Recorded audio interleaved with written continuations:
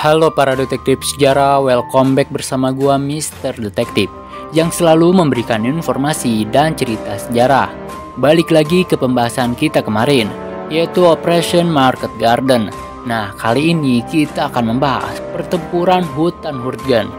Jika kalian suka dengan video ini, silahkan like, komen, dan jangan lupa di-share ke teman-teman kalian agar teman kalian lebih mengenal sejarah. Kemudian di-subscribe juga agar tidak ketinggalan video-video terbaru dari Detektif Sejarah. Oke, mau tahu sejarahnya? Kuy, intro dulu.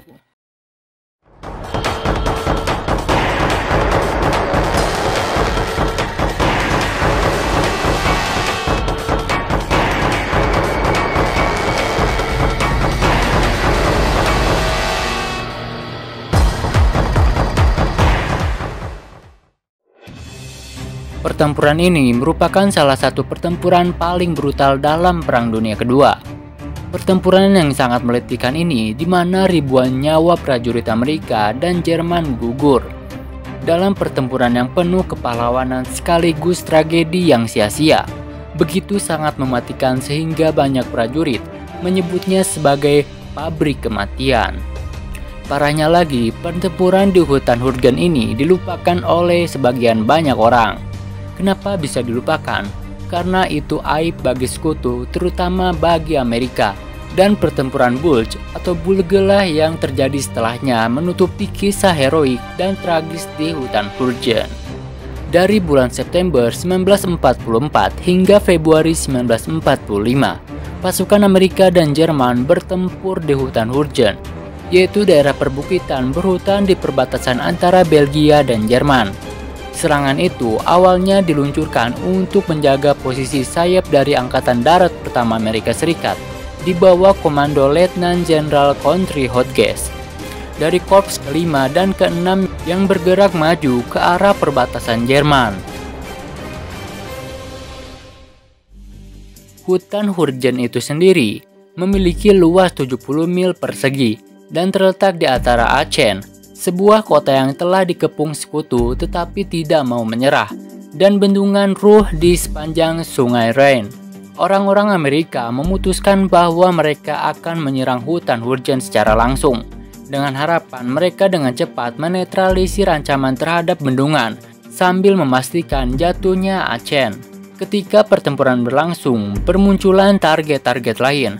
Di antaranya termasuk mencoba menguasai bendungan-bendungan yang dibutuhkan oleh industri Jerman. Meskipun kalah jumlah, Jerman memiliki serangkaian pondisi defensif yang kuat, berbentuk beton dan bunker, kawat berduri, ladang ranjau, dan rintangan anti-tank. Dan pada awalnya dipertahankan oleh Divisi Infanteri ke-275 dan Divisi 353 Jerman. Meskipun kurang kuat, tetapi dipersiapkan dengan baik. Kurang lebih terkumpullah 5.000 tentara dan 1.000 tentara cadangan, dan dikomandoi General Lieutenant Hans Schmidt dan menjadi bagian dari garis defensif Jerman. Meskipun demikian, para komandan Amerika yakin bahwa mereka dapat menerobos dengan kekuatan dan firepower yang mereka punyai. Serangan pembuka pun dilakukan. Pasukan sekutu ingin segera masuk ke wilayah Jerman setelah menyapu Prancis dengan cepat. Mereka telah mencapai tanah kelahiran Reich 233 hari lebih cepat dari jadwal yang sudah ditentukan. Serangan ke hutan Hurtgen, serangan udara oleh USAF dan RAF, pesawat-pesawat Thunderbolt, Lightning, dan Typhoon menghantam pertahanan musuh di perbatasan Jerman. Tetapi kerimbunan pepohonan mencegah mereka untuk memberi dukungan udara secara efektif seperti biasanya kepada pasukan darat. Dan dengan mulai memasuki hutan, pasukan Amerika kehilangan salah satu keunggulannya yang mereka punyai selama ini atas pasukan Jerman. Mobilitas dan keunggulan yang mereka punyai dalam hal kuantitas tank dan pesawat sebagian besar dinetralisir oleh kondisi geografis medan pertempuran. Lebih buruknya lagi, pasukan Jerman sudah men-setting koordinat artileri mereka atas posisi-posisi tertentu di hutan Hurtgen.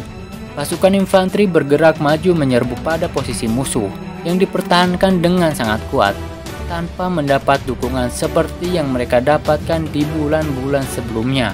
Gerakan maju masuk ke dalam hutan dimulai pada tanggal 13 September, ketika para veteran pertempuran di kawasan Mediterania melintas perbatasan dari Belgia ke Jerman. Pada hari berikutnya, mereka telah berada 6 mil memasuki pertahanan Jerman. Sehari kemudian, Jerman melancarkan serangan pertama dari serangkaian serangan balasan yang mereka lakukan. Pada tanggal 17, tempo pertempuran telah melambat. Infanteri Amerika berusaha untuk maju di jalur sempit di antara pertahanan yang tangguh, hanya untuk terhenti oleh pasukan Jerman dan hanya terkena serangan balik. Dengan banyaknya pillbox Jerman tersebar di dalam hutan, tentara Amerika harus maju dengan sangat hati-hati. Itu pun kalau mereka benar-benar bisa bergerak maju. Pasukan engineers dan prajurit infanteri bergerak perlahan melewati pertahanan musuh, mengangkat ranjau, memotong kawat berduri, menetralisir jebakan, serta menyerang pillbox pertahanan musuh dengan penyembur api dan dinamit. Batalion Engineer ke-15 sendiri telah mengangkat 1.352 ranjau dan menetralkan 125 pillbox di bawah tembakan gencar selama gelombang awal pertempuran sengit.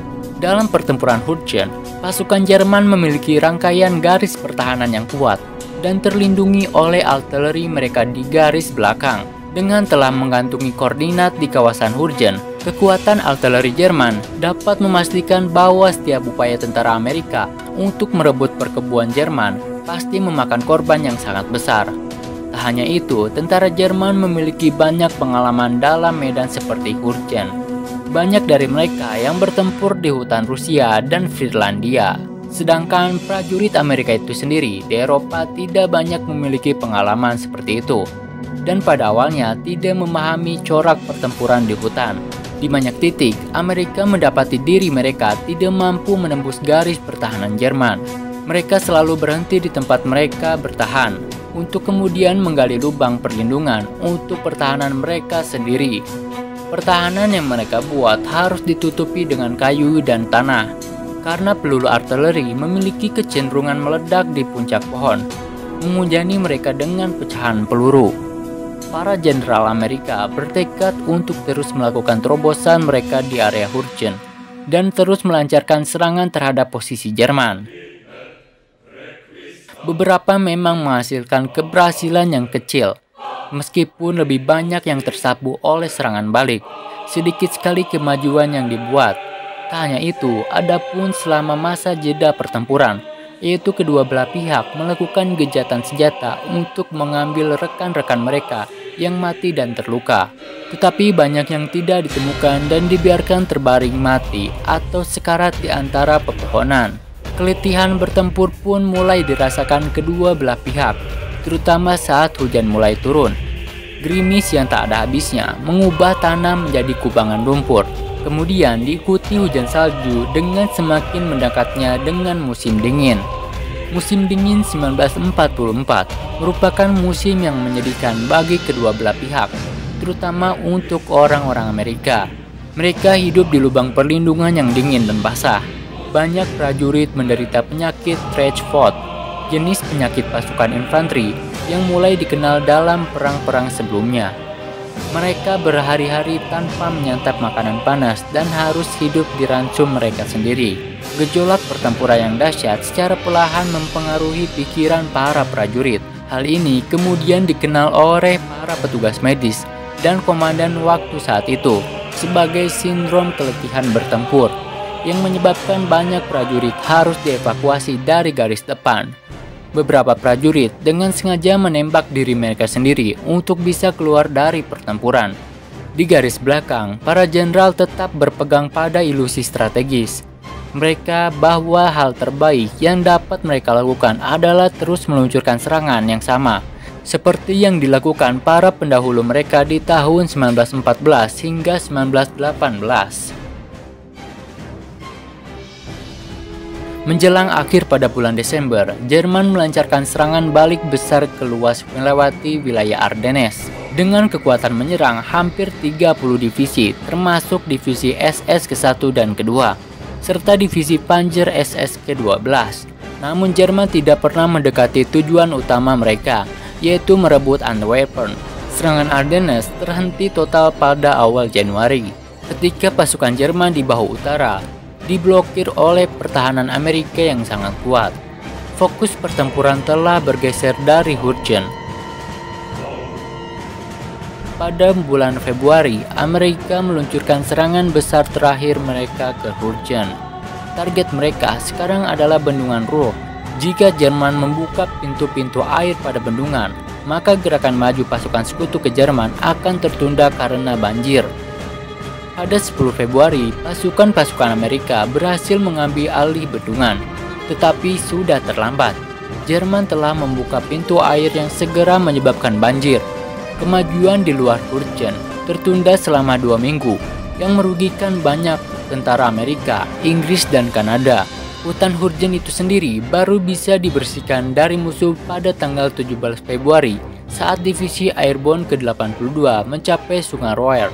Tentara Amerika akhirnya berhasil menembus hutan Hurgen, tetapi hal itu tidak disebut sebagai kemenangan. Jerman di bawah pimpinan Field Marshal Model telah menahan mereka di situ selama 6 bulan. Kemenangan secara umum menjadi milik Jerman. Kemenangan secara umum menjadi milik Jerman. Menghitung kerugian selama 6 bulan pertempuran, Amerika mengirimkan 8 divisi infanteri, 2 divisi lapis baja, dan beberapa unit kecil ke dalam hutan Hurgen. Banyak kompi senapan menderita korban hingga 50%. 2 resimen menderita kerugian yang setara dengan 100% kekuatan tempur mereka. Secara total, hampir 30.000 orang sampai 55.000 orang Amerika terbunuh atau terluka. Di antaranya 9.000 lainnya dievakuasi karena kelelahan dalam pertempuran. Karena dinilai tidak sukses, pemerintah dan pers Amerika tidak memberi banyak perhatian pada kisah pertempuran Hurgen ini. Mereka memilih untuk fokus pada pertempuran di tempat lain. Hurgen kemudian dikenang sebagai salah satu operasi tempur Amerika yang paling mahal dan tidak produktif. Sementara bagi orang-orang yang bertarung dan penuh keberanian dan kehilangan banyak rekan di sana, Hurgen akan selalu dikenang sebagai pabrik kematian. Bagaimana menurut kalian? Jika kalian suka dengan video ini, silahkan like, comment, and subscribe.